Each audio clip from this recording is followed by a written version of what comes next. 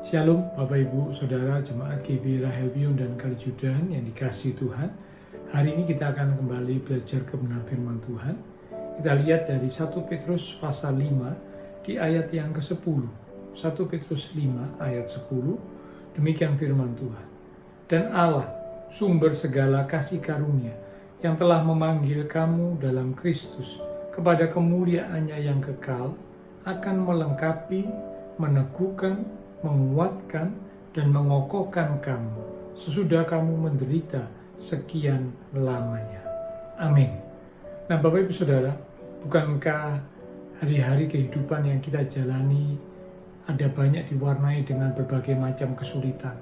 Bahkan Alkitab mencatat pada hari-hari terakhir akan datang masa yang sukar. Dan hari ini di tengah pandemi virus corona, ya, banyak orang mengalami kesulitan. Nah, Alkitab berkata, bagi kita anak-anak Tuhan, sesudah kita menderita seketika lamanya, Tuhan berjanji akan melengkapi, meneguhkan, menguatkan, dan mengokohkan. Ternyata ada hal yang sungguh indah, dahsyat, dan luar biasa yang Tuhan siapkan, Tuhan kerjakan buat setiap anak-anak Tuhan. Sesudah mereka melewati berbagai macam tantangan, masalah, kesulitan, penderitaan, Tuhan berkata Tuhan akan melengkapi, meneguhkan, menguatkan, dan mengokohkan. Dalam terjemahan lain, kata melengkapi itu diartikan dengan memulihkan, menyempurnakan, menolong, membuat baik semuanya. Dengan kata lain, diperlengkapi sehingga tidak akan kekurangan sesuatu pun yang baik. Kemudian dikatakan meneguhkan. Kata meneguhkan, terjemah lain berkata menegakkan. Dilanjutkan dengan kata menguatkan. Menguatkan berarti tentunya menjadikan lebih kuat. Dan mengokohkan. Kata mengokohkan, terjemah lain berkata membangun, menetapkan, memberikan semangat yang baru, menjaga supaya tidak jatuh. Bukankah ini hal yang sungguh indah, sungguh dahsyat, luar biasa. Tuhan siapkan dan Tuhan akan kerjakan buat setiap anak-anak Tuhan. Sesudah mereka melewati berbagai macam penderitaan, kesulitan, Tuhan berjanji akan melengkapi, yang artinya memulihkan, menyempurnakan, menolong, membuat baik semuanya, sehingga tidak kekurangan sesuatu pun yang baik. Bukan hanya melengkapi, melainkan juga meneguhkan, menegakkan, menguatkan, menjadikan lebih kuat, dan mengokohkan, yang artinya membangun, menetapkan, memberikan semangat baru, menjaga supaya tidak jatuh. Ini hal-hal yang Tuhan siapkan buat setiap anak-anak Tuhan. Sesudah mereka melewati berbagai macam penderitaan, kesulitan dalam hidup mereka. Nah, tentunya ketika Tuhan akan lakukan bagiannya, maka kita juga harus melakukan bagian kita.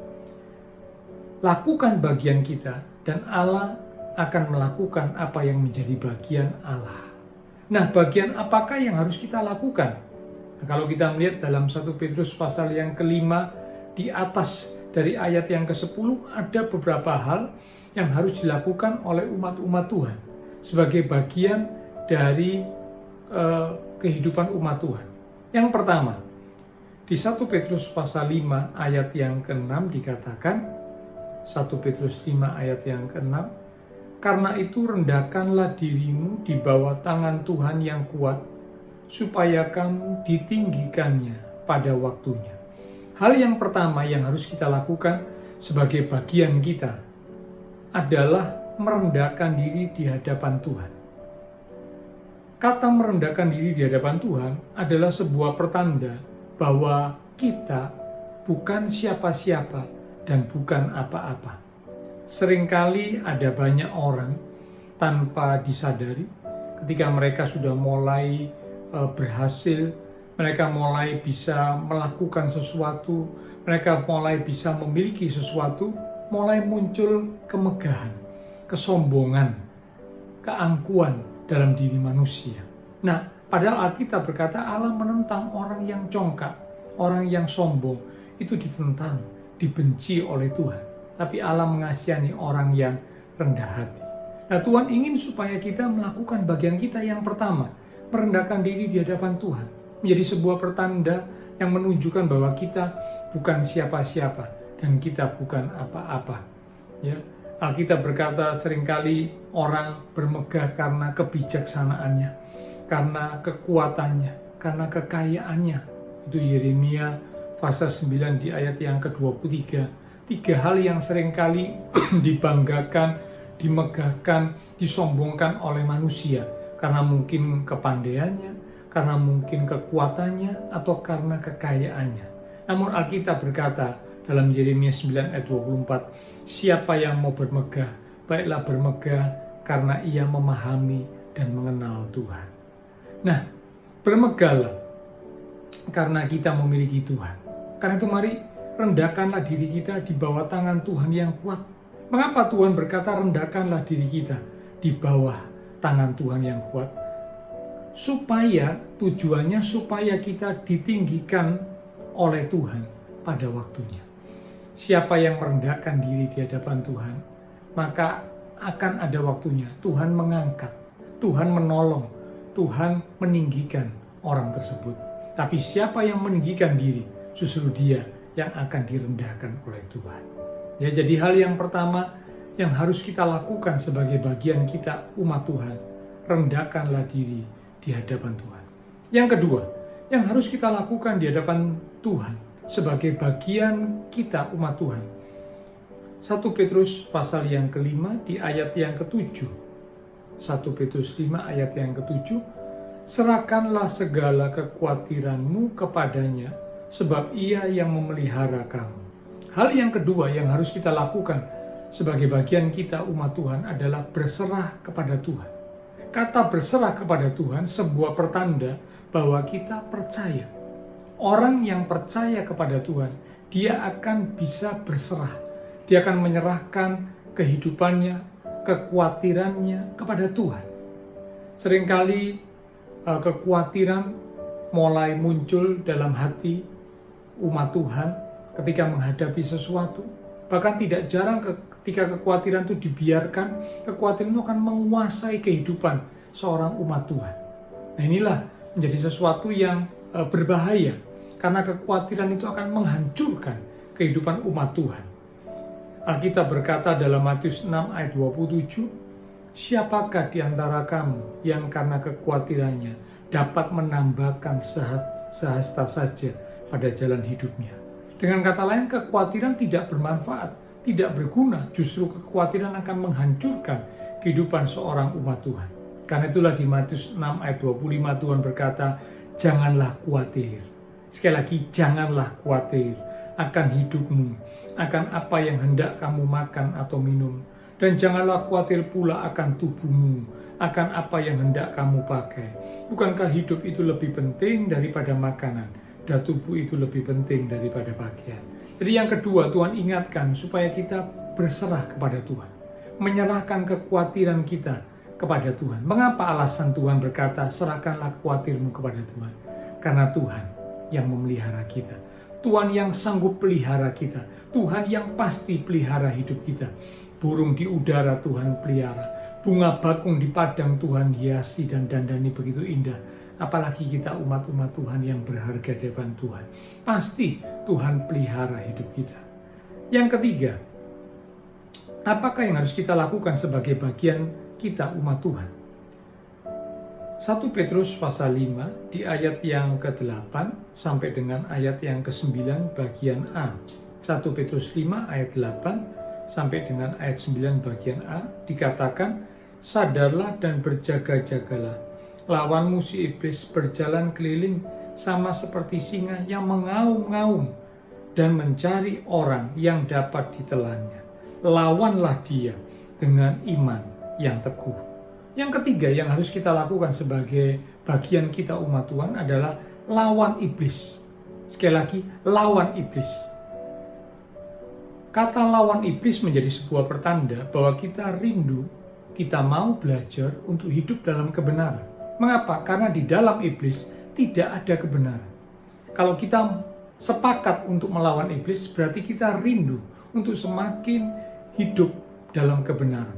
berjalan di dalam kebenaran.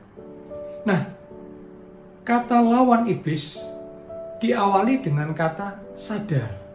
Kalau seorang umat Tuhan tidak sadar, tidak siuman, dia tidak akan bisa melawan iblis.